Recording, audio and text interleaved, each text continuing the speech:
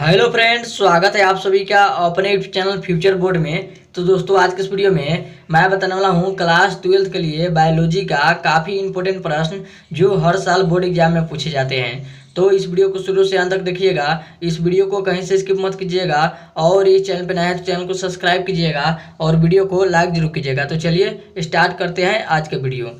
तो दोस्तों, यहाँ पे आपका अगला प्रश्न है।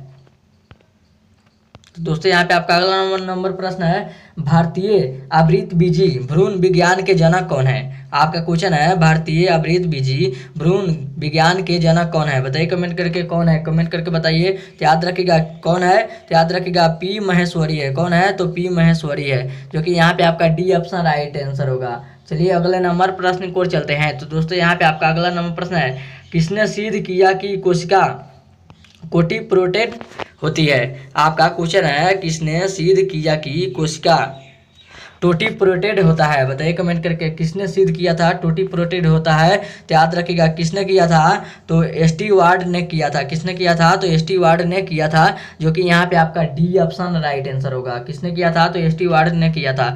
चलिए अगले नंबर प्रश्न को चलते हैं। तो दोस्तों, यहाँ पे आपका अगला नंबर प्रश्न है, बीजांड में अर्धसूत्री बीजापन होता है। आपका क्वेश्चन है, बीजांड में अर्धसूत्री बीजापन होता है। बताइए कमेंट करके इसका आंसर क्या होगा। तो याद रखिएगा इसका आंसर क्या होगा, तो गुरु बीजाणु मातृ कोशिका में होता है। किसमें होता है? तो गुरु बीजाणु मातृ में होता है। यहाँ पे आपका मातृ कोशिका में होता है, जो कि यहाँ पे आपका बी ऑप्शन राइट आंसर होगा। चलिए अगले नंबर प्रश्न को चलते हैं। तो दोस्तों, यहाँ पे आपका अगला नंबर प्रश्न है, यहाँ पे आपका आर्थोट्रोपस। आपका क्वेश्चन है, आर्थोट्रोपस बीजांड में बीजांड द्वारा निभाग होते हैं। आपका क्वेश्चन है, आर्थोट्रोपस बीजांड में बीजांड द्वारा तथा निभाग होते हैं। बताइए कमेंट करके इसका आंसर क्या होगा। निभाग होते हैं, तो याद रखिएगा बीजांड वृत्त से सीधी रेखा पर होते हैं। किस पे होते हैं? तो बीजांड वृत्त से सीधी रेखा पर होते हैं, जो कि यहाँ पे आपका सी ऑप्शन राइट आंसर होगा। चलिए अगले नंबर प्रश्न को चलते हैं। तो दोस्तों, यहाँ पे आपका अगला नंबर प्रश्न है, सामान्य आवृत्ति। आपका क्वेश्चन है, सामान्य आवृत्ति बीजी भ्रूण कोष होता है। आपका क्वेश्चन है, सामान्य आवृत्ति बीजी भ्रूण कोष होता है। तो याद रखिएगा किसमें होता है, तो याद रखिएगा 7 कोशिकीय में होता है। किसमें होता है? तो 7 कोशिकीय में होता है, जो कि यहाँ पे आपका डी ऑप्शन राइट आंसर होगा। याद रखिएगा, ये भी क्वेश्चन बहुत ज़्यादा इंपॉर्टेंट है। ये क्वेश्चन हर साल पूछे जाते हैं, तो इसको आप याद रखिएगा। आगे बढ़ते हैं अगले नंबर प्रश्न को। तो दोस्तों, यहाँ पे आपका अगला नंबर प्रश्न है, आवृतबीजी में कौन सी संरचना नहीं मिलती है? आपका क्वेश्चन है, आवृतबीजी में कौन सी संरचना नहीं मिलती है? बताइए कमेंट करके कौन सी संरचना नहीं मिलती है। तो याद रखिएगा कौन सी नहीं मिलती है, तो आखिरी गोनियम मिलती है। कौन मिलती है? तो आखिरी गोनियम नहीं मिलती है, जो कि यहाँ पे आपका ए ऑप्शन राइट आंसर होगा, आखिरी गोनियम। चलिए अगले नंबर प्रश्न को चलते हैं, क्या आंसर सही होगा। तो आखिरी गोनियम यहाँ पे आपका नहीं मिलती है, इसलिए यहाँ पे आपका ए ऑप्शन राइट आंसर होगा, याद रखिएगा। आगे चलते हैं अगले नंबर प्रश्न को। तो दोस्तों, यहाँ पे आपका अगला नंबर प्रश्न है, पुष्प बंद रहते हैं।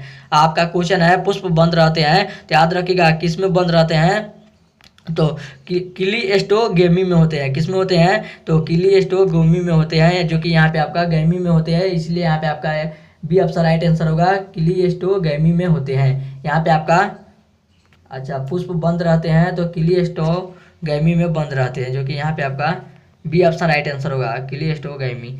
आगे चलते हैं अगले नंबर प्रश्न को। तो दोस्तों, यहाँ पे आपका अगला नंबर प्रश्न है, प्रोटोप्लास्ट। आपका क्वेश्चन है, प्रोटोप्लास्ट कल्चर फ्यूजोजेन क्या है? आपका क्वेश्चन है, प्रोटोप्लास्ट कल्चर का फ्यूजोजेन क्या है? बताइए कमेंट करके फ्यूजोजेन क्या है। तो याद रखिएगा क्या है, तो पीईजी है। क्या है? तो पीईजी है, जो कि यहाँ पे आपका ए ऑप्शन राइट आंसर होगा, बी ऑप्शन राइट आंसर होगा।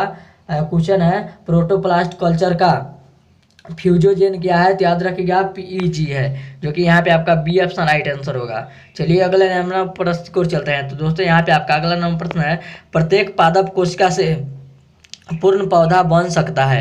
आपका क्वेश्चन है, प्रत्येक पादप कोशिका से पूर्ण पौधा बन सकता है, इस गुण को क्या कहते हैं? बताइए कमेंट करके इस गुण को क्या कहते हैं। तो याद रखिएगा इस गुण को क्या कहते हैं, तो टोटिपोटेंसी कहते हैं। क्या कहते हैं? तो टोटिपोटेंसी कहते हैं। यहाँ पे आपका टोटिपोटेंसी, यहाँ पे आपका सी ऑप्शन राइट आंसर होगा।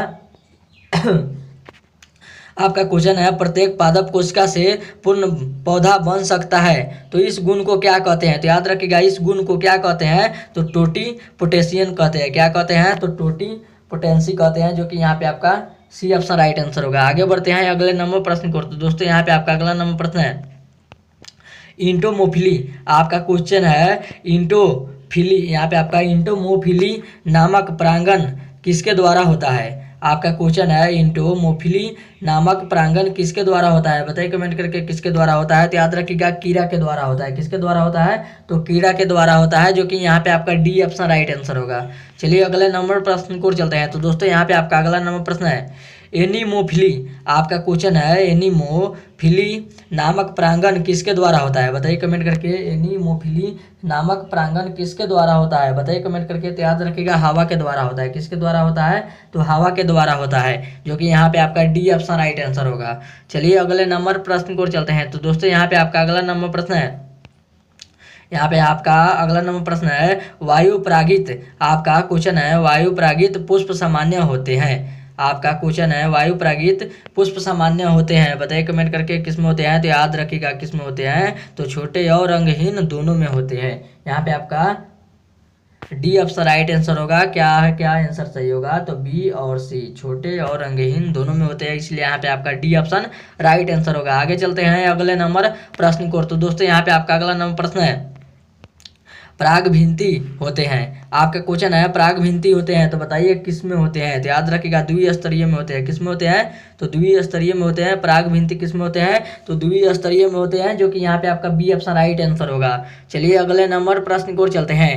तो दोस्तों यहाँ पे आपका अगला नंबर प्रश्न है किस फल का, आपका क्वेश्चन है किस फल का बीज चोल खाया जाता है? आपका क्वेश्चन है किस फल का बीज चोल खाया जाता है? बताइए कमेंट करके किस फल का बीज चोल खाया जाता है। तो याद रखिएगा इनमें से सभी का खाया जाता है, जायफल, लीची, शरीफा, इसलिए यहाँ पे आपका डी ऑप्शन राइट आंसर होगा, इनमें से सभी। चलिए अगले नंबर प्रश्न को चलते हैं। तो दोस्तों यहाँ पे आपका अगला नंबर प्रश्न है निम्न में कौन एक लिंगी है? बताइए कमेंट करके निम्न में कौन एक लिंगी है? तो याद रखिएगा निम्न में कौन एक लिंगी है? तो याद रखिएगा, बताइए कमेंट करके कौन एक लिंगी है? तो पपीता एक लिंगी तो है, जो कि यहाँ पे आपका सी ऑप्शन राइट आंसर होगा। आपका क्वेश्चन है निम्न में कौन एक लिंगी है? तो याद रखिएगा पपीता एक लिंगी है। चलिए अगले नंबर प्रश्न को चलते हैं। तो दोस्तों यहाँ पे आपका अगला नंबर प्रश्न है भ्रूण कोश की सेंट्रल कोशिका है। आपका क्वेश्चन है भ्रूण कोश की सेंट्रल कोशिका है। बताइए कमेंट करके क्या है? तो याद रखिएगा द्वितीय केंद्रक है। क्या है? तो द्वितीय केंद्रक है, जो कि यहाँ पे आपका बी ऑप्शन राइट आंसर होगा। भ्रूण कोश की सेंट्रल कोशिका है तो द्वितीय केंद्रक है, जो कि यहाँ पे आपका बी ऑप्शन राइट आंसर होगा। चलिए अगले नंबर प्रश्न को चलते हैं। तो दोस्तों यहाँ पे आपका अगला नंबर प्रश्न है निम्न में से किसमें जल द्वारा परागण होता है? आपका क्वेश्चन है निम्न में से किसमें जल द्वारा परागण होता है? बताइए कमेंट करके किसमें परागण होता है? तो याद रखिएगा जल कुंभी में होते हैं। किसमें होते हैं? तो जल कुंभी में होते हैं, जो कि यहाँ पे आपका ए ऑप्शन राइट आंसर होगा। चलिए अगले नंबर प्रश्न को चलते हैं। तो दोस्तों यहाँ पे आपका अगला नंबर प्रश्न है वायु परागण सामान्यतः पाया जाता है। आपका क्वेश्चन है वायु परागण सामान्यतः पाया जाता है। तो याद रखिएगा किस में पाया जाता है? तो घासों में पाया जाता है। किस में पाया जाता है? तो घासों में पाया जाता है, जो कि यहाँ पे आपका बी ऑप्शन राइट आंसर होगा। चलिए अगले नंबर प्रश्न को चलते हैं। तो दोस्तों यहाँ पे आपका अगला नंबर प्रश्न है निम्न में से किस पादप में बीज तो बनता है लेकिन पुष्प नहीं? आपका क्वेश्चन है निम्न में से किस पादप में बीज तो बनता है लेकिन पुष्प नहीं? बताइए कमेंट करके किस में बनता है? तो याद रखिएगा किस में बनता है? तो चीर में नहीं बनता है। किस में बनता है? तो चीर में नहीं बनता है, जो कि यहाँ पे आपका डी ऑप्शन राइट आंसर होगा। चलिए अगले नंबर प्रश्न को चलते हैं। तो दोस्तों यहाँ पे आपका अगला नंबर प्रश्न है बीज चोल का निर्माण होता है। बताइए कमेंट करके बीज चोल का निर्माण होता है। तो याद रखिएगा किस में होता है? तो परिक्राफ्ट में होते हैं। किस में होते हैं? तो परिक्राफ्ट में होते हैं। यहाँ पे आपका ए ऑप्शन राइट आंसर होगा। और ये था आपका वीडियो का लास्ट क्वेश्चन। उम्मीद करते हैं वीडियो आप सभी को बहुत ही अच्छा लगा होगा। तो इस वीडियो में जाते जाते इस वीडियो को जरूर एक लाइक कर दीजिएगा, और चैनल पर नया तो चैनल को सब्सक्राइब जरूर कीजिएगा। तब तक मिलता है अगले वीडियो में, तब तक bye bye, thank you for watching. मिलते हैं अगले वीडियो में।